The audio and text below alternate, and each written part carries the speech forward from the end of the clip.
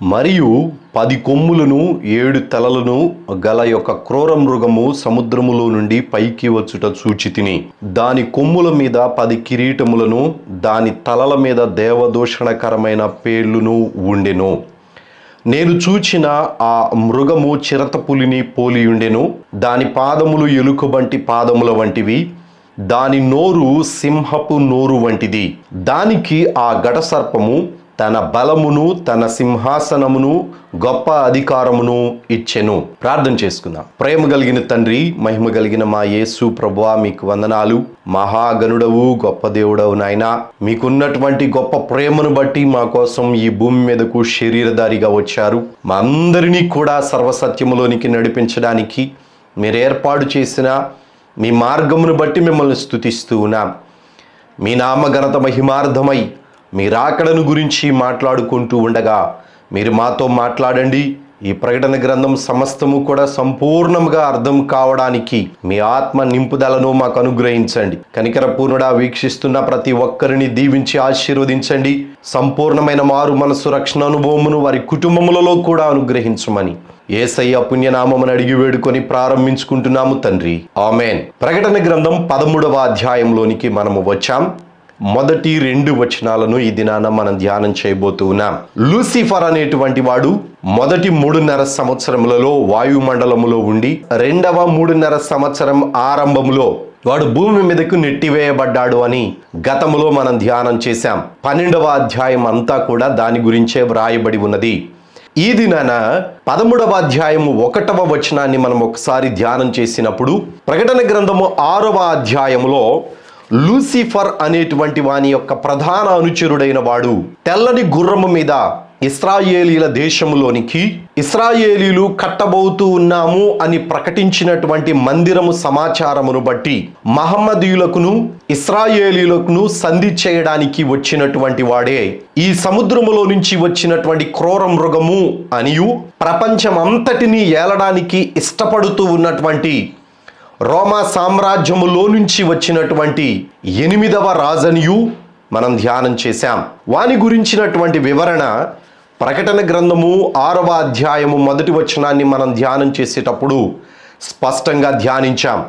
ఆ 10 మంది రాజులు ఎవరు, 7 తలలు ఏమిటి, ప్రపంచ రాజకీయ చరిత్రలో వీడు చివరి రాజుగా ఏ రీతిగా మిగిలిపోయాడు అనేటువంటి వివరణ అంతా కూడా 6వ అధ్యాయాన్ని ధ్యానించేటప్పుడు ధ్యానం చేశాం. ఆ వీడియోను మీకు అందుబాటులో ఉంచాం. తప్పకుండా ఆ వీడియోను మీరు వీక్షించాలి అని ప్రభు పేరట మనవి చేస్తూ ఉన్నాం. అయితే వీడు సముద్రంలో నుంచి బయటికి వచ్చి రోమా సామ్రాజ్యములో ఉన్నటువంటి చివరి రాజు. ఈ రాజు తర్వాత రోమా సామ్రాజ్యము కాదు, ప్రపంచములో ఉన్నటువంటి రాజ్యములన్నీ కూడా సమూలముగా దంచబడి పొట్టువలే గాలికి నెట్టుకొని పోయేటువంటి విధముగా ఆ రాజ్యాలన్నీ ఉన్నాయి అని దానియేలు గ్రంథములో మనం గతములో ధ్యానం చేశాం. అయితే వీడి యొక్క చివరి కాలము అనగా 2వ 3.5 సంవత్సరములో జరగబోయేటువంటి వీడి యొక్క స్థితిని, వీడి జీవితంలో చివరి కాలాన్ని ఈ 13వ అధ్యాయము నుంచి కొన్ని అధ్యాయాలలో వ్రాయబడి ఉన్నాయి. వీడు సముద్రములో నుంచి బయటికి వచ్చాడు అనగా ప్రపంచ జనాభాలో నుంచి బయటికి వచ్చాడు. రెండవది, వీడు మనుష్యులాగానే ఉంటాడు. క్రూర మృగము అని వ్రాయబడి ఉన్నది అని జంతువుగా ఆలోచించవద్దు. వీడికి మహమ్మదీయుల యొక్క దేశాలు 10 దేశాలు సపోర్ట్ చేస్తూ ఉన్నాయి. ఆ 10 దేశాలలో కూడా 3 వ్యతిరేకించినందువలన ఆ 3 రాజులను చంపివేసి వీడు ఆ 10 మందితో ఒక్కసారిగా 8వ రాజగుచు అనగా రోమా ప్రభుత్వాన్ని పరిపాలించేటువంటి ప్రపంచ రాజులలో 8వ రాజగుచు 10 మందిలో కూడా ఒకడు అగుచు వీడు అధికారాన్ని పొందుకుంటాడు. ఈ 10 కొమ్ములు 10 దేశాలు, 7 తలలు అనగా 7 కొండలు అని మనం జ్ఞాపకం ఉంచుకోవాలి. 2వ వచనాన్ని చదువుతూ ఉన్నాను. నేను చూచిన ఆ మృగము చిరతపులిని పోలియుండెను. దాని పాదములు ఎలుకబంటి పాదములు వంటివి, దాని నోరు సింహపు నోరు వంటిది. ఈ నియంత అని అనేటువంటి వానికి, ధర్మ విరోధి అని పిలువబడుతూ ఉన్నటువంటి వీడికి, క్రీస్తు విరోధి అని పిలువబడుతున్నటువంటి వీడికి ఉన్నటువంటి లక్షణాలను మనము గమనించినట్లయితే దానియేలు గ్రంథములోను ఇక్కడ ఉన్నటువంటి 13వ అధ్యాయం, ప్రకటన గ్రంథం 13వ అధ్యాయములోను వీడి వివరణను స్పష్టంగా వ్రాశారు. వీడి యొక్క మృగం యొక్క ఆకారం ఏ రీతిగా ఉంటుందనంటే చిరతపులిని పోలి ఉన్నది. చిరతపులి, సింహము, ఎలుకబంటి 3 రాజ్యాల గురించి దానియేలు గ్రంథంలో వ్రాయబడి ఉన్నాయి. కొందరు దైవ సేవకులు ఈ 3 రాజ్యాలను సింహము అనగా బబులోను అని, చిరతపులి అనగా గ్రీకు సామ్రాజ్యము అని, ఎలుకబంటి అనగా మాదియ పార్శిక సామ్రాజ్యము అని పోలుస్తూ ఉన్నారు. సహోదరులారా, దానియేలు గ్రంథములో చెప్పబడినటువంటి ఈ 7వ అధ్యాయములో ఈ జంతువులన్నీ కూడా ఒక్కసారే సముద్రములో నుంచి పైకి వచ్చినట్లుగా దానియేలు గారు ఆయన దర్శనములో చూసి వ్రాశారు. ఈ 4 జంతువులు ఒక్కసారే పైకి వచ్చినట్లుగా ఉన్న వచనాన్ని నేను మీకు చదివి వినిపిస్తూ ఉన్నాను. ఒక్కసారి చూడండి. 7వ అధ్యాయము. దానియేలు వివరించి చెప్పినది ఏమనగా, రాత్రియందు దర్శనములు కలిగినప్పుడు నేను తేరి చూచుచూ ఉండగా ఆకాశపు నలుదిక్కుల నుండి సముద్రము మీద గాలి విసురుట నాకు కనబడెను. అప్పుడు 4 మిక్కిలి గొప్ప జంతువులు మహాసముద్రములో నుండి పైకి ఎక్కెను. ఆ జంతువులు ఒకదానికొకటి భిన్నములై ఉండెను. ఈ సింహము కానీ, ఎలుకబంటి కానీ, చిరతపులి కానీ, భిన్నమైనటువంటి 4వ జంతువు కానీ, ఈ 4 కూడా ఒక్కసారే సముద్రములో నుంచి బయటికి వచ్చినాయి. కానీ నెబుకద్నెజరు పరిపాలన బబులోనునకు గుర్తు. ఆ తరువాత వచ్చినటువంటి మాదీయ సామ్రాజ్యము బబులోను అంతరించిపోయిన తరువాత వచ్చినటువంటి సామ్రాజ్యము. మాదీయ పార్శిక సామ్రాజ్యము చివరి కాలంలో గ్రీకుల సామ్రాజ్యము వచ్చింది. గ్రీకుల సామ్రాజ్యము అయిపోయిన తరువాత రోమా ప్రభుత్వం వచ్చింది. ఇవి 4 కాలాలలో చెప్పబడినటువంటి సామ్రాజ్యాలు. కానీ ఇక్కడ దానియేలు గారు 7వ అధ్యాయములో చెప్తూ ఉన్నటువంటి ఈ జంతువులు ఒక్కసారే సముద్రములో నుంచి పైకి వచ్చినట్లుగా దానియేలు గారు చూశారు. దానిని మనము గ్రహించాలి. ఏదోలే అని విడిచిపెట్టడం కాదు. సింహము అనేటువంటిది బ్రిటిష్ సామ్రాజ్యానికి గుర్తు. అది ప్రస్తుతానికి ఇప్పుడు ఉన్నటువంటి 2024లో కూడా ఆ దేశము ఉనికిని కాపాడుకుంటూ ఉన్నది. అయితే దానికి మానవ మనస్సు ఇవ్వబడి ఉన్నది. ఆ జంతువుకు 2 రెక్కలు ఉన్నట్లుగా దానియేలు గారు చూశారు. ఇప్పుడు ప్రస్తుతానికి కూడా ఆ బ్రిటిష్ సామ్రాజ్యం అనేటువంటిది మానవ మనస్సు కలిగి భూమి మీద తన కాలు మోపి నిలబడినట్లుగానే మనం చూస్తూ ఉన్నాం. గతంలోనైతే అనేక దేశాలను జయించినటువంటి పరిస్థితి ఆ దేశపు యొక్క చరిత్రలో ఉన్నది, ఆ సామ్రాజ్యం యొక్క చరిత్రలో ఉన్నది. కానీ అది కాళ్ళు మోపి భూమి మీద నిలబడి తన రెక్కలను క్రిందకు వాల్చుకొని మానవ మనస్సు వంటి మనస్సు కలిగినటువంటి సామ్రాజ్యముగా, అనగా తన దేశము యొక్క ఉనికిని కాపాడుకోవడానికి మాత్రమే మనిషి మనస్సు కలిగినటువంటి భయము కలిగి తన దేశాన్ని కాపాడుకుంటూ వస్తూ ఉన్నది. ఇక రెండవది మనము చూసినటువంటి జంతువులలో 2వ జంతువు ఎలుకబంటి. ఈ ఎలుకబంటి అనేటువంటిది తన నోట పక్కటెముకలు కలిగినటువంటి విధముగా దానియేలు గారు చూశారు. ఈ జంతువు రష్యా దేశానికి గుర్తుగా ఉన్నది. ఇప్పుడు ప్రస్తుతానికి రష్యా అనేటువంటి దేశము వ్యక్తిగతముగానే తన యొక్క రాజ్యమును ప్రపంచానికి తెలియజేసుకుంటూ ఉన్నది. అయితే ఈ రాజ్యము ఒక పార్శ్వము మీద పండుకొని ఉన్నటువంటి ఎలుకబంటికి ఎందుకు గుర్తుగా వ్రాశారు అనంటే, అది ఎవరి జోరికి వెళ్ళదు. వచ్చినటువంటి వాళ్ళను మాత్రము ఎముకలతో సహా పిండి చేయగలిగేటువంటి శక్తి కలిగిన జంతువు ఎలుకబంటి. ఈ లక్షణాలు కలిగినటువంటి రష్యా కూడా అదే పద్ధతిని అవలంబిస్తూ ఉన్నది. దాని భూభాగము గొప్పదే, దానికి ఉన్నటువంటి సైన్యము గొప్పదే. అయినప్పటికీ కూడా ఆ దేశము ఎవరితో కూడా స్నేహము కలిగి ఉండడానికి పెద్దగా ఇష్టపడదు. ఇక 3వ జంతువు వచ్చేసేటప్పటికి చిరతపులిని పోలినటువంటి జంతువు. దీనికి 4 రెక్కలు ఉన్నాయి. ఈ 4 రెక్కలు కలిగినటువంటి చిరతపులి 4 తలలు కూడా కలిగి ఉండి ఆధిపత్యము దానికి ఇవ్వబడెను అని వ్రాయబడి ఉన్నది. సహోదరులారా, ఈ దానియేలు గారు చూసినటువంటి ఈ జంతువు ఆ కాలములో చూడబడినటువంటిది చిరతపులికి పోల్చబడినది. కానీ ఇప్పుడు ప్రస్తుతానికి మనం చూసినప్పుడు ఈ జంతువు అమెరికా దేశానికి పోల్చబడి ఉన్నది. ఇది ప్రపంచమంతటా ఆధిపత్యము కలిగినటువంటి దేశముగా ఉండడానికి దానికి దేవుడే అధికారమును అనుగ్రహించాడు. ఈ అధికారము పొందుకున్నటువంటి ఈ దేశము ప్రపంచంలో ఏ దేశము దగ్గరికైనను కానీ వెళ్ళి అనగా 4 రెక్కలు కలిగి 4 కొండలు అనగా 4 తలలు అనగా కొండలకు పోల్చబడి ఉన్నది. కొండల వంటి ఉన్నతమైనటువంటి ఘనతను పొందుకోవడానికి అధికారము కలిగి ఉన్నటువంటిది ఈ జంతువు. అయితే ఇక్కడ మనము ప్రకటన గ్రంథం 13వ అధ్యాయము రోమా దేశములో నుంచి వచ్చినటువంటి ఈ నియంత అయినటువంటి వాడికి ఈ 3 దేశాల లక్షణాలు కలిగి ఉన్నాడు. ఇక్కడ దానియేలు గారు చూసినప్పుడేమో ఆ 4 జంతువు భిన్నమైన జంతువు అని వ్రాసాడే కానీ దాని వివరణ రాయలేదు. కానీ ఇక్కడ ప్రకటన గ్రంథం 13వ అధ్యాయములో దేవుడు ఆ జంతువు భిన్నమైన జంతువుల్లో ఉన్నటువంటి చివరి రాజును ఏ ఏ దేశాలకు అనుగుణముగా ఉన్నాడో స్పష్టంగా వివరించి వ్రాశారు. చిరతపులి అనగా అమెరికాకు చాలా సన్నిహితుడిగా ఉంటాడు వీడు. రెండవది ఎలుకబంటి అనగా రష్యాతో కూడా రష్యా దేశమునకు ఉన్నటువంటి సత్సంబంధాలు కూడా వీడు కలిగి ఉంటాడు. మూడవది సింహపు నోరు అనగా బ్రిటిష్ సామ్రాజ్యానికి సంబంధించినటువంటి స్నేహితులు కూడా వీడికి ఉంటారు. వీడు ప్రపంచంలో ఉన్న ప్రతి దేశంలో అగ్రదేశాలైనటువంటి వారితో సంధి చేసుకుంటూ బలహీనమైనటువంటి దేశాలను హతమారుస్తూ వాడి ఉనికిని కాపాడుకుంటూ ఉన్నాడు. ఈ 3 జంతువులలో సింహము బ్రిటిష్ సామ్రాజ్యము, చిరతపులి అమెరికా సామ్రాజ్యము, అమెరికా దేశము, ఎలుకబంటి రష్యా సామ్రాజ్యము. ఈ 3 దేశాలలో కూడా మహమ్మదీయులు అనేటువంటి వారు ఈ 3 దేశాలను ఆక్రమించుకోవడానికి సంధి చేసుకోవడమే ఈ నియంతకు అనుకూలపడేటువంటి పద్ధతి. అందుకని వీడు చిరతపులిని పోలి ఉన్నాడు. వాడి అడుగులు ఎలుకబంటి పాదములు వంటివి. వీడి అడుగులు వ్యక్తిగతముగానే వేస్తాడు.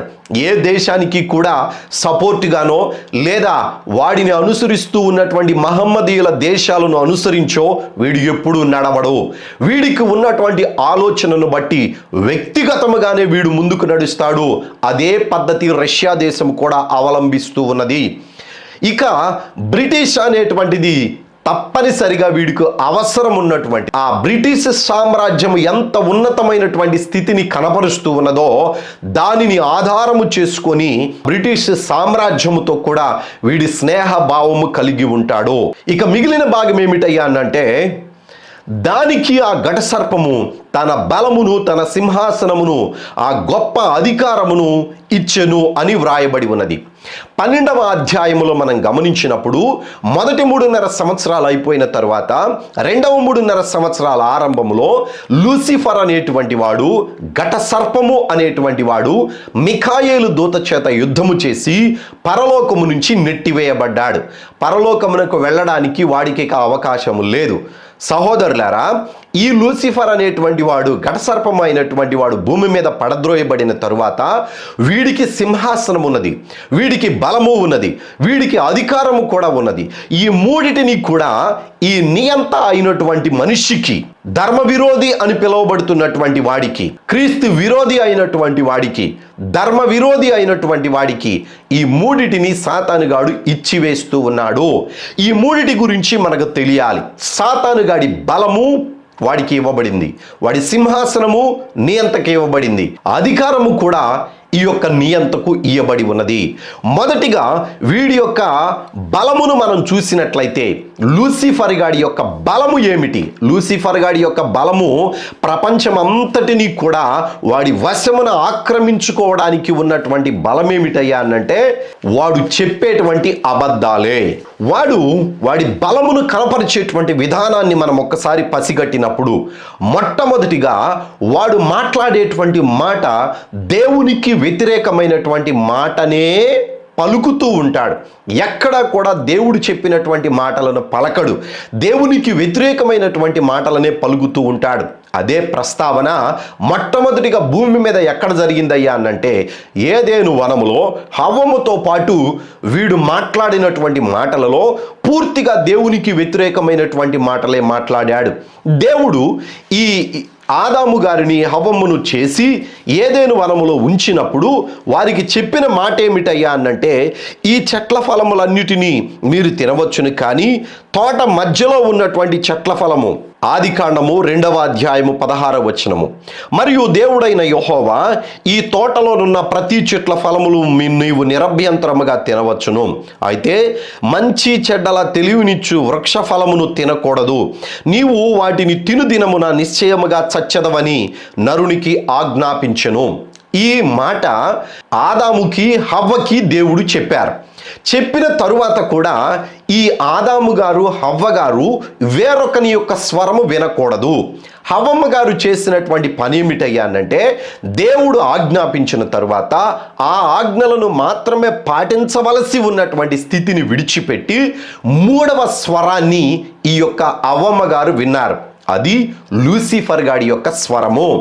వీడు ఒక పాముని ఆధారము చేసుకొని, ప్రకటన గ్రంథములో ఘట సర్పము అని మనం పలుకుతూ ఉన్నటువంటి ఆ సర్పము తాలూకా నమూనా ఏమిటయ్యా అనంటే, ఆదికాండములో మనకు స్పష్టంగా కనబడుతూ ఉన్నది. ఒక సర్పము ఈ యొక్క లూసిఫర్ అనేటువంటి వాడికి అనుకూలపడినందువలన ఆ లూసిఫర్ గాడు ఈ సర్పమునకు నోరు ఇచ్చి ఆ సర్పము ద్వారా హవ్వతోటి మాట్లాడాడు. ఏమని మాట్లాడాడు చూడండి. ఇక్కడ 3వ అధ్యాయం 1వ వచనాన్ని చదువుతూ ఉన్నాను. దేవుడైన యెహోవా చేసిన సమస్త భూజంతువులలో సర్పము యుక్తి గలదై ఉండెను. అది ఆ స్త్రీతో, ఇది నిజమా? ఈ తోట చెట్టలో దేని ఫలమునైనను మీరు తినకూడదని దేవుడు చెప్పానా అని అడిగెను. ఈ హవ్వమ్మ గారితో వీడు పలికిన మొట్టమొదటి మాట ఏమిటయ్యా అనంటే, దేవుడైన యెహోవా ఈ తోట చెట్ల ఫలములలో దేనిని కూడా తినవద్దని చెప్పానా అని అడిగాడు. దేవుడేమో తోట చెట్ల ఫలములు అన్నిటినీ తినండి, ఆ మంచి చెడ్డలు తెలిపేటువంటి వృక్ష ఫలమును మీరు తినవద్దు అని చెప్పాడు. కానీ సాతానుగాడు దేవుని మాటకు పూర్తిగా వ్యతిరేకముగా ఈ చెట్ల ఫలములలో దేనిని మీరు తినవద్దా అని చెప్తూ ఉన్నాడు. సాతానుగాడి యొక్క కుయుక్తి ఏమిటయ్యా అనంటే, ఎక్కడైనా సరే వాడు మాట్లాడేటువంటి మాట దేవునికి వ్యతిరేకముగానే మాట్లాడతాడు. సహోదరులారా, ఇక్కడ మనం గ్రహించవలసినటువంటి విషయం ఏమిటయ్యానంటే, 3వ స్వరాన్ని మనం వినకూడదు. ఆ 2 స్వరాలు, ఈ వేటి స్వరాలు మనం వినాలి అనంటే, మొట్టమొదటిగా దేవుని స్వరాన్ని మనము వినాలి. దేవుడు ఇచ్చినటువంటి ఆజ్ఞలను పాటించాలి. మనలో పరిశుద్ధాత్మ దేవుడు వ్రాసేటువంటి ఆయన యొక్క ఆజ్ఞలను, ఆయన యొక్క స్వరమును మనము వినేటువంటి వారమై ఉండాలి.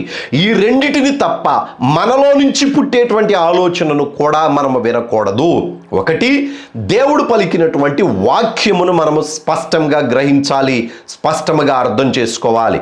రెండవది, వ్యక్తిగతముగా పరిశుద్ధాత్మ దేవుడు మనతో మాట్లాడేటువంటి మాటలను మనము శిరస్సు వంచి అంగీకరించాలి. ఆ మాటలు సత్య సంబంధమైనటువంటి మాటలు, ఆ మాటలు మనిషిని సత్యములో నుంచి సర్వసత్యములోనికి నడిపించగలిగేటువంటి దేవుని నోటి మాటలు. సహోదరులారా, ఈ 2 మినహాయించి ఏ మాట కూడా మనుషుడు వినడానికి వీలు లేదు. దైవ సేవకులు కొంతమంది మాట్లాడుతూ ఉన్నప్పుడు దేవుడు దైవ సేవకుని ద్వారా మాట్లాడారు అని అంటూ ఉన్నారు. దైవ సేవకులు మాట్లాడినటువంటి మాటలు దేవుని మాటలైతే మనం అంగీకరించాలి. ఆ దైవ సేవకుని స్వతహాగా మాట్లాడేటువంటి మాటలను మనం అంగీకరించకూడదు. ఇక ఈ సాతానుగాడి యొక్క బలం ఏమిటయ్యా అనంటే, దేవునికి వ్యతిరేకమైనటువంటి మాటలను మనుషుల హృదయాలలో ఉంచడమే. ఎప్పుడైతే ఈ హవ్వమ్మ గారు సాతాను యొక్క మాట విన్నదో, ఆ మాటకు ఈమె కూడా కొన్ని వచనాలను జోడించి మాట్లాడుతూ ఉన్నది. అవేమిటో చూపిస్తున్నాను చూడండి. 2వ వచనం నుంచి, అందుకు స్త్రీ, ఈ తోట చెట్ల ఫలములను మేము తినవచ్చును, అయితే తోట మధ్యనున్న చెట్టు ఫలమును గూర్చి దేవుడు మీరు చావకుండునట్లు వాటిని తినకూడదనియు వాటిని ముట్టకూడదనియు చెప్పానని సర్పముతో అనెను. ఇంకొంచెం జోడించి చెప్పింది ఈ హవ్వమ్మ గారు. దేవుడేమో వాటిని తినవద్దు అని చెప్పాడు, ఈమెమో వాటిని ముట్టకూడదు అని కూడా కలిపింది. ఒకవేళ దేవుడు ముట్టకూడదు అని ఒకవేళ చెప్పినప్పటికీ కూడా సాతానికి వివరించి చెప్పవలసినటువంటి అవసరం లేదు. కానీ ఈమె ఆ సాతానుతో స్నేహితురాలుగా సంభాషిస్తూ మాట్లాడుతూ దేవుడు చెప్పినటువంటి మాటలను సాతానుగాడికి వివరించింది. సాతానుగాడికి వివరించినప్పుడు సాతానుగాడు ఆ మాటలను ఆధారము చేసుకొని ఒక చిన్న మార్పును దేవుని యొక్క మాటలకు అతికించి, అబద్ధపు మాటను అతికించి ఈ అవ్వమ్మ గారికి చెప్పాడు. అదేమిటో చూడండి, ఇక్కడ స్పష్టంగా ఉన్నది. 4వ వచనం నుంచి చదువుతున్నాను. అందుకు సర్పము, మీరు చావనే చావరు, చస్తారు అని దేవుడు చెప్తే చావనే చావరు అని చెప్పేసి సాతానుగాడు చెప్పాడు.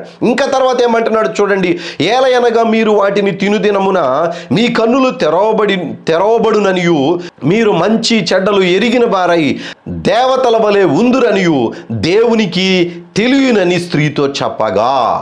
ఎంత అబద్ధమును దేవుని వాక్యములాగానే చెప్తూ ఉన్నాడో చూడండి వీడు. సాతానుగాడు చెప్పేటువంటిది దేవునికి వ్యతిరేకమైనటువంటి మాటలు. కానీ హవ్వమ్మ గారికి ఎందుకు అర్థం కాలేదయ్యానంటే, ఆ మాటలలో ఇచ్చ కలిగించేటువంటి మాటలు, ఆనందము కలిగించేటువంటి మాటలు, సంతృప్తి కలిగేటువంటి మాటలు, గొప్ప హోదాని తెచ్చుకునేటువంటి మాటలు. మీరు దేవతల వలె ఉంటారు అనగానే హవ్వమ్మ గారు ఆశపడిపోయి ఆ ఫలములను తీసుకొని తినేసింది. సాతానుగాడు చెప్పేటువంటి మాటలు ఇవే. చాలామంది భక్తులు కూడా పడిపోతున్నటువంటిది దీని వలననే. మీరు దేవుని నమ్ముకుంటే ఆశీర్వదించబడతారు, ఇళ్ళు కట్టబడతాయి, ధనము వస్తుంది, పొలాలు వస్తాయి, ధనవంతులైపోతారు అని చెప్తూ ఉన్నాడు సాతానుగాడు. బైబిల్ వాక్యం ఏమని చెప్తూ ఉన్నది? ధనవంతుడు పరలోక రాజ్యం ప్రవేశించడు అని చెప్తూ ఉంటే సాతానుగాడు మీరు ఆశీర్వదించబడతారు, మీరు ధనవంతులు అవుతారు, సకల సమృద్ధి మీకు వస్తుంది అని సాతానుగాడు బోధ చేస్తా ఉన్నాడు. వాడి మాటను అనుసరించి నడిచేటువంటి దైవ సేవకుల నోట కూడా దేవుడు ఎప్పుడు డబ్బుకు ప్రాధాన్యత ఇవ్వలేదు. ధనవంతుడు పరలోక రాజ్యం ప్రవేశించడం అని చెప్పాడు. కానీ విశ్వాసులందరూ కూడా దేవుని వైపు దేనికోసం చూస్తున్నారయ్యా అంటే, నిత్య జీవము కోసము, దేవునితో సహవాసము కోసము, సత్య సంబంధమైన మార్గములో నడిచి అనేకులకు మాదిరికరముగా ఉండడానికి వాళ్ళు ప్రయత్నం చేయడం లేదు. డబ్బు కోసము, ధనము కోసము, బిల్డింగుల కోసము, వీటి కోసమే ప్రాకులాడుతూ ఉన్నారు. ఒకవేళ దేవుడు వాటిని మీకు అనుగ్రహిస్తే వాటిని పొందుకోవచ్చు, కానీ వాటి కోసమే దేవుని సన్నిధికి రావటం అనేటువంటిది అజ్ఞానము. ఇది సాతానుగాడు వాడేటువంటి మొట్టమొదటి వాడి యొక్క ఆయుధము. వాడి బలమదే. దేవుని వాక్యానికి వ్యతిరేకముగా మనుషులను ఉద్రేకపరుస్తాడు, ఆశ కలిగిస్తాడు. ఆ ఆశ వలన మనుషులేం చేస్తారయ్యనంటే పూర్తిగా వాడి మాటకు ఆశపడి లోబడిపోతారు. అవ్వమ్మగారు కూడా చేసిన పని అదే. మేము దేవతల వలె ఉంటామని ఆశపడి ప్రతి దినము దేవుడు దిగి వచ్చినప్పుడు దేవునితో పాటు వస్తూ ఉన్నటువంటి ఆ దూతలను చూసి ఎగిరి పరలోకము వెళుతూ ఉన్నటువంటి విధానాన్ని చూసి ఈ అవ్వమ్మ గారికి ఒక చెడ్డ ఆశ పుట్టింది. అదేమిటయ్యానంటే, మేము కూడా దేవునితో పాటు ఎగిరి పరలోకము వెళ్ళిపోయేటువంటి దూతల వలె ఉండాలి అనే ఆశ కలిగి ఆమె సాతానుగాడు చెప్పినటువంటి మాటకు లోబడిపోయింది.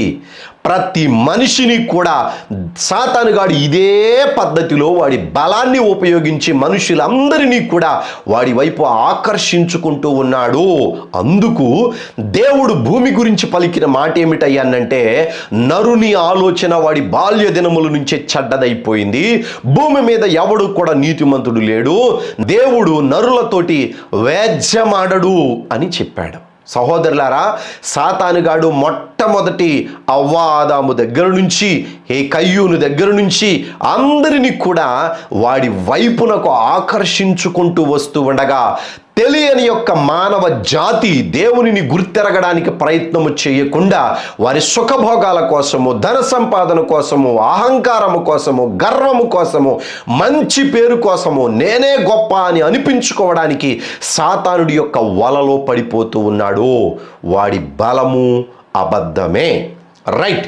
ఇప్పుడు ఈ అబద్ధాన్ని ఎవడికి ఇచ్చాడు? వీడు నియంతగాడికి ఇచ్చివేశాడు. ఈ నియంతగాడు వాడికి ఉన్నటువంటి 3.5 సంవత్సరాలలో వాడు పలికే ప్రతి మాట అబద్ధమే. చూద్దాం దాని గురించి ముందు. రెండవది సాతానుగాడికి ఉన్నటువంటిది ఏమిటయ్యానంటే సింహాసనము.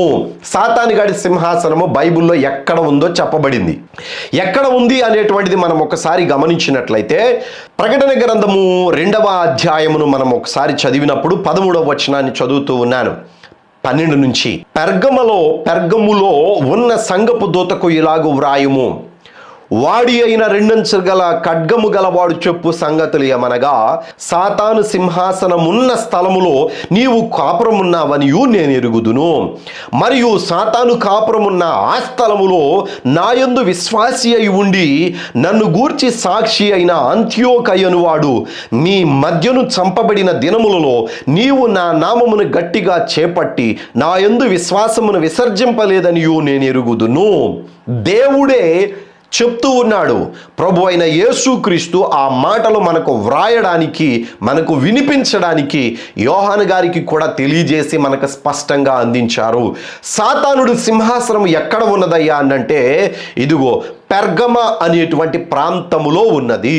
పెర్గమాలో కొందరు క్రీస్తుని అంగీకరించారు. అపోస్తులైనటువంటి వారి యొక్క బోధ వలన, సువార్త వలన కొందరు అంగీకరించి వాళ్ళు దేవుని సన్నిధిలో నిలబడుతూ ఉన్నప్పుడు దేవుడు వారికి వ్రాయించినటువంటి ఉత్తరములో సాతాను సింహాసనం అక్కడ ఉన్నది అని వ్రాయించాడు.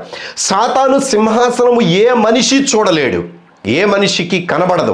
వాడి సింహాసనం ఎక్కడ ఉంటుంది అనేటువంటిది మనం ఒక్కసారి బైబిల్లో చూసినట్లయితే ఎఫెసీయులకు రాసినటువంటి పత్రిక 6వ అధ్యాయము 12వ వచనములో మనం చూసినప్పుడు స్పష్టంగా ఇక్కడ వ్రాయబడి ఉన్నది. ఏలయనగా మనము పోరాడునది శరీరులతో కాదు గాని ప్రధానులతోనూ అధికారులతోనూ ప్రస్తుత అంధకార సంబంధులకు లోకనాథులతోనూ ఆకాశ మండలమందున దురాత్మ సమూహముతోనూ పోరాడుచు ఉన్నాము. దురాత్మ సమూహము వాయుమండలములో ఉన్నది. సాతానుగాడు భూమి మీదకి నెట్టివేయబడిన తర్వాత వాడు కాళ్ళు మోపి భూమి మీద నిలబడడానికి వాడికి శరీరము లేదు కనుక వాడు మన పైన, కొంత పైన ఉన్నటువంటి వాయుమండలములో ఉంటూ ఉన్నాడు. ఈ వాయుమండలములో వాడి దురాత్మ సమూహం అంతటి మధ్యలో సింహాసనము వేసుకొని ఉన్నాడు. ఆ సింహాసనము ఏ ప్రాంతమునకు పైగా ఉన్నది అని దేవుడు తెలియజేస్తూ ఉన్నాడనంటే, ఈ పెర్గమ అనేటువంటి పట్టణమునకు పైగా ఉన్నది అని చెప్తూ ఉన్నాడు. ఇది నిజానికి మనుషుల నేత్రాలకు కనబడదు. మనుషుల నేత్రాలకు కనబడకుండానే ఈ సింహాసనం అక్కడ ఉన్నది అని ఎట్లా చెప్పగలుగుతున్నామనంటే, సాతానుడు సింహాసనం ఉన్నటువంటి స్థలములో నిజమైనటువంటి పరిశుద్ధులు ఉండడానికి వాడు ఇష్టపడడు. అందుకనే క్రీస్తు యేసునందు విశ్వాసం ఉంచినటువంటి అంతియోకయి అనేటువంటి వ్యక్తిని ఈ లూసిఫర్ సమూహమైనటువంటి వారు, సాతానుగాడికి తల వంచినటువంటి మనుషులు కొందరు ఆ విశ్వాసిని అంతియోకయ అనేటువంటి వ్యక్తిని చంపివేశారు. చంపివేసినప్పుడు కూడా అక్కడ ఉన్నటువంటి విశ్వాసులు ధైర్యము చెడిపోకుండా దేవుని వాక్యమునకు తల వంచి మేము క్రీస్తునే అంగీకరించి నడుస్తూ ఉంటాము అని చెప్పేసి విశ్వాసములో స్థిర నిర్ణయం కలిగినటువంటి వారై ఎక్కడా కూడా వెనకాడనటువంటి విశ్వాసమును వాళ్ళు కనపరిచారు. దాని గురించి ఇక్కడ మాట్లాడుతూ ఉన్నాడు. అయితే సహోదరులారా, ఈ సింహాసనాన్ని వీడు ఎవడికి ఇచ్చాడు? నీ అంతకు ఇచ్చివేశాడు. 2వ 3.5 సంవత్సరముల ఆరంభంలో వాడికి ఉన్నటువంటి బలమును మాత్రమే కాదు, వాడికి ఉన్నటువంటి సింహాసనమును కూడా ఇచ్చివేశాడు. ఎందుకు ఇచ్చివేయవలసి వచ్చిందనంటే, వీడు ఈ యొక్క శూన్యములో ఉండి చేసిన దానికంటే కూడా భూమి మీద ఉన్నటువంటి వాడి యొక్క అనుచరుడైనటువంటి ఈ నియంతగాడు చేసేటువంటి పని బహు క్రోధముగా, బహు భయంకరముగా, ఇనప దంతములతో చీల్చివేసేటువంటి విధముగా మిగిలినటువంటి దానిని కాళ్ళ కింద త్రొక్కి తుత్తురియులుగా చేసేటువంటి విధముగా వాడు చేయగలడు. గనుక ఆత్మ సంబంధమైనటువంటి వాడి యొక్క సింహాసనము శరీర సంబంధమైనటువంటి యొక్క నియంతకు సాతానుగాడు అప్పగించి వేశాడు. వీడి సింహాసనము ఎక్కడికి మార్చబడిందయ్యా అనంటే, ఇక్కడ పెర్గమాలో నుంచి రోమా పట్టణానికి మార్చబడింది. ఈ మాటలు శ్రద్ధగా ఆలకించండి. నువ్వు ఎట్లా చెప్పగలవు రోమా పట్టణానికి మార్చబడింది అనంటే, మీకు ఒక ఆనమాలు నేను ఇందాక బైబిల్లో నుంచి చదివి వినిపించాను. అదేమిటయ్యానంటే, సాతాను సింహాసనం ఉన్నటువంటి స్థలములో నిజమైనటువంటి భక్తులు ఉండడానికి వాడు ఇష్టపడడు. ఎందుకనంటే, దేవుని ఆత్మ నడిపింపగలిగినటువంటి వాడిని చూసినప్పుడు సాతానుగాడికి వాడికి మంటలు పుడతాయి కనుక, దురాత్మ సమూహం అక్కడి నుంచి వెళ్ళిపోవలసిందే కనుక వాడు మనుషులను ప్రేరేపించి ఆ మనుషులు ఉగ్రవాదులే కానీ, మతోన్మాదులే కానీ, క్రీస్తు వ్యతిరేకులే కానీ, ముందు ఆ విశ్వాసుని ఏదో ఒక రూపంగా అక్కడి నుంచి పంపించి వేయాలి, భూమి మీద లేకుండా చేయాలి అనే ఒక చెడ్డ ఆలోచన ఈ లూసిఫర్ గాడికి ఉంటుంది. ఆ క్రమంలో ఒక మనిషి వాడికి అవసరము. అందుకనే ఈ లూసిఫర్ గాడు నియంత అయినటువంటి వాడిని ఎన్నుకున్నాడు. వాడి ప్రధాన అనుచరుడైనటువంటి వాయుమండలం మీద వాడు దురాత్మ సమూహం మీద నియమించుకున్న నాయకుడిని వీడిలోనికి ప్రవేశింపజేశాడు. నిజానికి సాతాను గాడి యొక్క ప్రణాళిక ఏమిటయ్యానంటే, ఈ స్థానాన్ని భర్తీ చేయమని ఎప్పుడో యేసుక్రీస్తుని అడిగాడు సాతాను గాడు. ఎప్పుడు అడిగాడో బైబిల్లో ముందుగా వ్రాయబడి ఉన్నది. మత్తయి రాసినటువంటి సువార్తలో మనం చదివినప్పుడు 3వ అధ్యాయము, మత్తయి రాసిన సువార్త 3వ అధ్యాయము 8 నుంచి చదువుతూ ఉన్నాను. మరలా అపవాది మిగుల ఎత్తైన యొక్క కొండ మీదకు ఆయనను తోడుకొని పోయి ఈ లోక రాజ్యములన్నిటినీ వాటి మహిమను ఆయనకు చూపించి, నీవు సాగిలపడి నాకు నమస్కారము చేసిన ఎడల వీటన్నిటినీ నీకిచ్చేదనని ఆయనతో చెప్పగా, ఈడి యొక్క ఆలోచన ఎంత దౌర్భాగ్యంగా ఉందో చూడండి. ఈ సాతాను గాడి ఉద్దేశం ఏమిటి? 2000 సంవత్సరాల క్రితమే భూమి మీద తన కోసం ఒక మనిషిని ఏర్పాటు చేసుకోవడానికి, వాడికి నమస్కారం చేసేటువంటి ఒక వ్యక్తిని వాడు ఎన్నుకోవడానికి ప్రయత్నం చేస్తూ ఉన్నాడు. వాడికి మొట్టమొదటగా తారసపడినటువంటి వ్యక్తి ఎవరయ్యా అనంటే ప్రభువైన యేసుక్రీస్తు. ఈ యేసుక్రీస్తు దేవుని యొక్క మహిమగాను, దేవుని యొక్క తేజస్సుగాను, దేవుని యొక్క దైవత్వముగాను ఉండి శరీరంలోనికి వచ్చి జీవిస్తూ ఉన్నటువంటి ఆ యేసుక్రీస్తుని వాడు నమస్కారం చేయమని అడగడానికి గల అంతరార్థం ఏమిటయ్యానంటే, ఒక్కసారి యేసుక్రీస్తు గనక నమస్కారం చేసినట్లయితే సాతాను గాడి యొక్క ప్రధాన అనుచరుడు యేసుక్రీస్తు అయి ఉండేవాడు. వాడు ఈ యేసుక్రీస్తుకి రాజ్యమంతటిని కూడా అధికారం క్రిందకు తీసుకొని వచ్చినప్పుడు ఈ యేసుక్రీస్తు దేవుని యొక్క మహిమ, దేవుని యొక్క తేజస్సు, దేవుని యొక్క దైవత్వము అయి ఉన్నాడు గనుక పరలోక రాజ్యము కూడా వీడు హస్తగతము చేసుకునే అవకాశము ఉన్నది గనుక వాడు మొదటిగా ప్రణాళికను సిద్ధము చేశాడు. కానీ శరీరములో ఉన్నటువంటిది సృష్టికర్త. ఆ సృష్టికర్త ఏ శరీరములోనికి వచ్చాడనేటువంటి సంగతి విశ్వాసులు గుర్తుంచుకోవాలి. ఆ యేసుక్రీస్తే మన కోసం చనిపోయాడు. ఆ యేసుక్రీస్తే సాతాను సామ్రాజ్యాన్ని చితకద్రొక్కాడు. ఆ యేసుక్రీస్తే పరలోకపు రాజ్యమును భూమి మీదకు తీసుకొని రాబోతూ ఉన్నాడు. ఆ యేసుక్రీస్తే మనందరికీ రక్షకుడై ఉన్నాడు. ఇప్పుడు యేసుక్రీస్తును అడిగినటువంటి ఇదే ప్రశ్న ఈ నియంతగాడి అడిగాడు లూసిఫర్ గాడు. ఎప్పుడైతే ఈ నియంత్రణ అడిగాడో చేసిన పని ఏమిటయ్యా అంటే, ఆ సింహాసనము కోసము వాడికి సాష్టాంగ నమస్కారం చేసి వాడి యొక్క బలమును స్వీకరించాడు. వాడి కుర్చీని కూడా తీసుకున్నాడు. వీడు రోమాకు సంబంధించినటువంటి వాడు కాబట్టి, రోమ పట్టణానికి సంబంధించినటువంటి వాడు కాబట్టి సాతాను సింహాసనాన్ని పెర్గము నుంచి రోమా పట్టణానికి తరలించాడు. రోమా పట్టణానికి తరలించిన తరువాత అక్కడ జరిగినటువంటి భయంకరమైన వధ 17వ అధ్యాయంలో వ్రాయబడి ఉన్నది. ప్రకటన గ్రంథము 17వ అధ్యాయం 6వ వచనాన్ని చదువుతూ ఉన్నాను. మరియు ఆ స్త్రీ పరిశుద్ధుల రక్తము చేతను, యేసు యొక్క హతసాక్షుల రక్తము చేతను మత్తిల్లియుండుట చూచి తిని. సాతాను సింహాసనం ఉన్నటువంటి స్థలములో పరిశుద్ధుల యొక్క రక్తముతో తడపబడ మనుషులను ప్రేరేపిస్తాడు లూసిఫర్ గాడు. వీడు చేసినటువంటి పని కూడా అదే. వీడు లూసిఫర్ అనేటువంటి వాడి యొక్క ప్రధాన అనుచరుడు గనుక వీడు యేసుక్రీస్తు యొక్క సాక్షులను, దేవుని వాక్యమును పాటించేటువంటి వాళ్ళ యొక్క రక్తమును వాడు ఆ భూమిని తడపడానికి ఇష్టపడ్డాడు. వాడి స్థలములో పరిశుద్ధులు ఉండడానికి వీలు లేదు అని వాడి ఉద్దేశం. సహోదరులారా, ఈ యొక్క రోమా పట్టణం యొక్క దుస్థితిని మనం చూసినప్పుడు వాళ్ళు క్రైస్తవులను చంపినందుకు, పరిశుద్ధులను హతమార్చడానికి అనేక మందిని శిరచ్ఛేదనం చేస్తూ ఉన్నటువంటి విధానాన్ని బట్టి ఈ 7 సంవత్సరాల శ్రమల కాలం అయిపోయిన తరువాత రోమా పట్టణమే లేకుండా దేవుడు చేశాడు. బైబిల్లో ఉంది, ముందు దానిని మనం ధ్యానం చేస్తాం. రోమా పట్టణమే లేకుండా చేశాడు. అక్కడ ఒక పెద్ద హోల్ ఏర్పడింది. ఆ రంధ్రము డైరెక్ట్గా అగ్నిగుండానికి వెళ్ళేటువంటి విధముగా దేవుడు దానిని సిద్ధపరిచాడు. సహోదరులారా, ఇక్కడ పరిశుద్ధుల యొక్క రక్తము ఒలికించబడడానికి ప్రధాన కారణం ఏమిటయ్యానంటే, సాతాను యొక్క సింహాసనము పెర్గము నుంచి రోమా పట్టణానికి మార్చబడింది. ఎవడి వలన మార్చబడింది అయ్యా అంటే ఈ యొక్క నియంత అయినటువంటి వాడి వలన, దేవుని క్రీస్తు విరోధి అయినటువంటి వాడి వలన, ధర్మ విరోధి అయినటువంటి వాడి వలన మార్చబడింది. ఇప్పుడు రెండు పొందుకున్నాడు వీడు సాతాను దగ్గర నుంచి. ఒకటి బలమును పొందుకున్నాడు, రెండవది సింహాసనాన్ని పొందుకున్నాడు. ఇక మూడవది ఏమిటయ్యా అంటే అధికారమును కూడా ఆ ఘట సర్పము వీడికి ఇచ్చివేశాడు. ఏమిటి ఈ అధికారము అన్నంటే, సాతానుగాడు యేసుక్రీస్తుతోటి ఒక మాట పలికాడు. అది బైబిల్లో లూకా రాసినటువంటి సువార్తలో స్పష్టంగా వ్రాయబడి ఉన్నది. ఆ మాట కూడా చదువుతూ ఉన్నాను.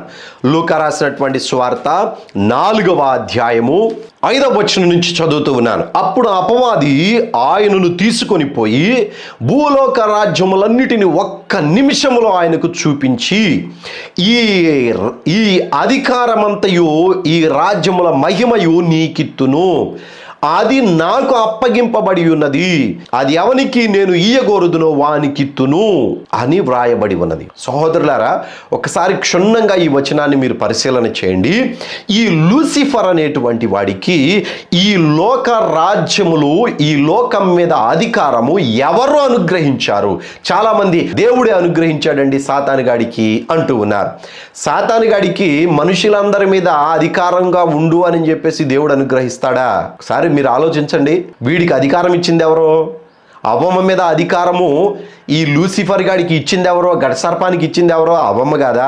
ఆ అవ్వమ్మ ఆ సాతానుతో సంభాషించకపోతే, ఆ లూసిఫర్ గాడి చెప్పినటువంటి మాట ఆమె పాటించకపోతే ఈమె సాతాను అధికారం క్రిందకి వెళ్ళేదా? దేవునిని ధిక్కరించి ఆ పండు తినేటువంటి వారా? మనంతటా మనమే సాతాను గాడి కిందకు వెళ్ళిపోతూ ఉన్నాం.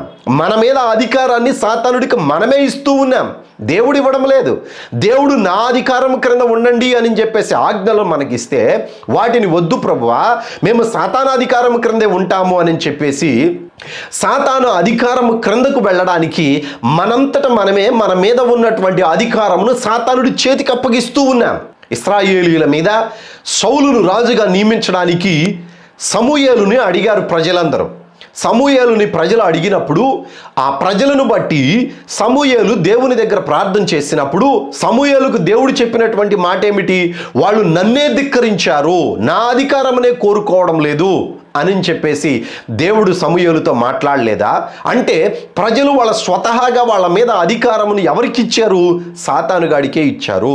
ఇప్పుడు ఉన్నటువంటి ప్రతి మనిషి కూడా ఆ అధికారమును, తన మీద ఉన్నటువంటి అధికారమును సాతానుడికి తనంతట తానే అప్పగించుకుంటూ ఉన్నాడు. దేవుని క్రియలు చేయకుండా, సత్యమందు నిలబడకుండా, దుర్నీతిని ఆధారము చేసుకొని అబద్ధమును, అసత్యమును, దోపిడితనమును, వ్యభిచారమును, దొంగతనమును, నరహత్యను చేస్తూ ఇవన్నీ కూడా వాడి కార్యములే కాబట్టి వాటిని చేసి ఈ మనిషి వాని మీద అధికారమును సాతానికి అప్పగిస్తూ ఉన్నాడు. మనుషులు మాత్రమే కాదు, దేశములు, రాష్ట్రములు, రాజులు సైతము కూడా ఈ సాతానుడి యొక్క ఆలోచన క్రిందకు వెళ్ళిపోవటం వలన వాళ్ళ మీద అధికారమును సాతానుగాడు పొందుకుంటూ ఉన్నాడు. అదే ఇక్కడ చెప్తూ ఉన్నాడు. ఈ లోక రాజ్యముల మీద అధికారము నాకు అనుగ్రహించబడింది అనంటే ప్రతి మనిషి కూడా సాతాను క్రిందకు వెళ్ళిపోతూ ఉంటే ప్రపంచమంతటా వాడి అధికారముని క్రిందకు వచ్చినది కనుకనే దేవుడు ప్రభు అయిన యేసుక్రీస్తు భూమి మీదకు వచ్చి అంటూ ఉన్నాడు. యోహాను రాసినటువంటి సువార్త 17వ అధ్యాయము 14వ వచనము, వారికి నీ వాక్యముని ఇచ్చి తిని నేను లోక సంబంధిని కానట్టు వారు కూడా లోక సంబంధులు కారు గనుక లోకము వారిని ద్వేషించును. ఈ లోకము సాతానుగాడిది అయిపోయింది. ఎందుకు అయిపోయిందంటే లోకములో ఉన్న మనుషులే సాతానుగాడికి వాని మీద అధికారమును వాళ్లే ఇచ్చారు. వాడు దానిని వెచ్చలవిడిగా ఉపయోగించి వాడుకుంటూ భయంకరమైనటువంటి స్థితిలోనికి మనుషులను ఈడ్చుకొని పోతూ ఉన్నాడు. ఆ అధికారము ప్రస్తుతానికి ఎవరి చేతుల క్రింద ఉన్నదయ్యానంటే లూసిఫర్ గాడి చేతుల క్రింద ఉన్నది. మేము దేవుని వాక్యమును పాటించటం లేదు కనుక దేవుని ఆజ్ఞలను ధిక్కరించి దేవునికి వ్యతిరేకముగా కార్యములు జరిగించడమే సాతాను యొక్క పనులు చేయటము కనుక సాతాను అధికారము క్రిందకు వెళ్ళిపోయారు. ఈ అధికారమును వాడు ఎవరికి ఇస్తూ ఉన్నాడయ్యా అనంటే ఈ యొక్క నియంత అయినటువంటి వాడికి ఇస్తూ ఉన్నాడు. ఈ నియంత అయినటువంటి వాడు ఆ అధికారమును తీసుకోవడానికి ప్రధానమైన కారణం ఏమిటయ్యా అనంటే వీడు ప్రపంచమంతటిని ఏలాలి అనే ఆశ కలిగి ఉన్నాడు గనుక. ఎప్పుడైతే లూసిఫర్ గాడు ఆ అధికారమును కూడా ఈ నియంత అయినటువంటి వాడికి ఇచ్చివేశాడో వెంటనే వాడు చేసేటువంటి పనులు ఏమిటయ్యానంటే ప్రపంచంలో ఎక్కడైతే వాడి అనుచరులు ఉన్నారో అనగా జీవగ్రంథమందు ఎవరి పేరు వ్రాయబడలేదో వారందరినీ కూడా వాడు తన వైపు ఆకర్షించుకోవడానికి 666 ముద్ర అనేది ప్రవేశపెడతాడు. దాని గురించి తర్వాత వచనాలలో మనం ధ్యానం చేస్తాం. ఈ అధికారము వాడి మనసులో రావడానికి గల కారణం ఏమిటయ్యానంటే ఈ అధికారమును సాతానుగాడు మనుషుల మీద వాడికి ఉన్నటువంటి అధికారమును సాతానుగాడు ఈ నియంతకు అప్పగించి వేశాడు. సాతానుగాడి దగ్గర నుంచి 3 వీడు పొందుకున్నాడు. ఒకటి బలాన్ని పొందుకున్నాడు, సాతానుగాడి సింహాసనాన్ని పొందుకున్నాడు, సాతానుగాడి యొక్క అధికారమును కూడా పొందుకున్నాడు. కాబట్టి బైబిల్లో దానియేలు గ్రంథంలో చెప్పబడినటువంటి మాట ప్రకారము వాని సొంత కాలమందు అని వ్రాయబడి ఉన్నది. ఈ కాలము దేవుడు వీడికి అనుగ్రహించాడు, వీడికి ఇచ్చివేశాడు. ఎందుకనంటే అధికారము వాడి చేతిలోనికి మనుషులే ఇచ్చారు కనుక ఆ కాలము తర్వాత వాడికి ఉండడు కనుక వాడిని సమూలముగా నాశనం చేసేటువంటి సమయం ఆసన్నమైంది కనుక వాడికి 3.5 సంవత్సరాలు అధికారముతోటి వాడి చలామణి చేస్తూ ఉన్నాడు. నిజానికి నియంత యొక్క కాలము 7 సంవత్సరాలు. యేసుక్రీస్తు పరలోకంలో మొదటి ముద్రను విప్పదీసినది మొదలుకొని వాడి అగ్నిగుండానికి బతికి ఉండగానే వెళ్ళేటంత వరకు కూడా 7 సంవత్సరాలు. ఈ 7 సంవత్సరాలలో లూసిఫర్ గాడు భూమి మీదకు వచ్చేటువంటి కాలము మొదటి 3.5 సంవత్సరాలు అయిపోయిన తరువాత వచ్చాడు. కాబట్టి రెండవ 3.5 సంవత్సరాల్లో వీడు అధికారాన్ని పొందుకున్నాడు. ఆ అధికారము గురించి ముందు ఇంకా మనం మాట్లాడుకోబోతూ ఉన్నాం. ఇంతవరకు ప్రకటన గ్రంథము 13వ అధ్యాయము 2వ వచనం వరకు మనం ధ్యానం చేశాం. మీకు అర్థమైందని భావిస్తూ ఉన్నాను. 1-2 సార్లు ఆలకించండి. వాక్యానుసారముగా అనిపిస్తే అనేకులకు షేర్ చేయండి. ఒకవేళ ఇది వాక్యానుసారము కాదు అంటే రెఫరెన్సులతో సహా ఏ రీతిగా కాదో మీరు కామెంట్స్లో తెలియచేయండి. దానిని బట్టి దేవుని యొక్క వాక్యాన్ని ఇంకొంత మనము ధ్యానం చేయడానికి అవకాశం ఉంటుంది. దేవుని కృప మీకు మీ కుటుంబాలకు తోడైండును గాక. ప్రకటన గ్రంథము సృష్టికి చివరి రోజులనే ఈ పుస్తకాన్ని మేము ఉచితంగా ఇస్తూ ఉన్నాం. మీరు ఈ పుస్తకాన్ని స్వీకరించి చదివి ప్రకటన గ్రంథము గురించి ఒక అవగాహనలోనికి రావాలి అనేటువంటిది మా ప్రయాస. మీ అడ్రస్ను వాట్సాప్లో పంపించండి. ఉచితంగా పోస్ట్లో ఈ పుస్తకాన్ని మేము మీకు పంపిస్తాం. దేవుడు మిమ్మల్ని మీ కుటుంబాలను దీవించును గాక. వందనాలు. సెలవు తీసుకుని